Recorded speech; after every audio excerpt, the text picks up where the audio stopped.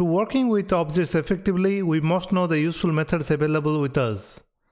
Today we'll discuss about entries, which is one of the static method available directly inside object. And to demonstrate the concept here, so we have a tweet object which has two properties, name and followers. And using object.entries, we can pass this object and we can get tweet entries. This will be written as a two-dimensional array.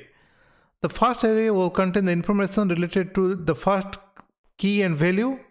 The second element in that array will contain the information about second key and value. This would be, two nested arrays. And we can use for each loop.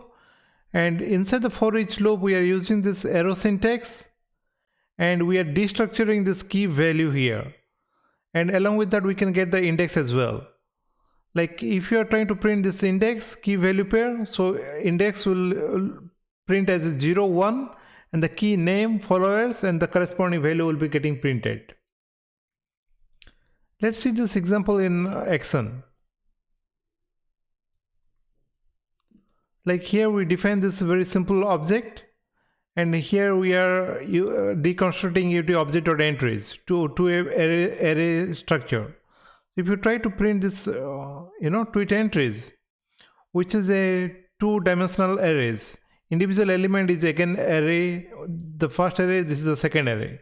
To iterate over this, nested array structure, we can use for each loop, and here we are using the array destructuring syntax to get that key value and the index.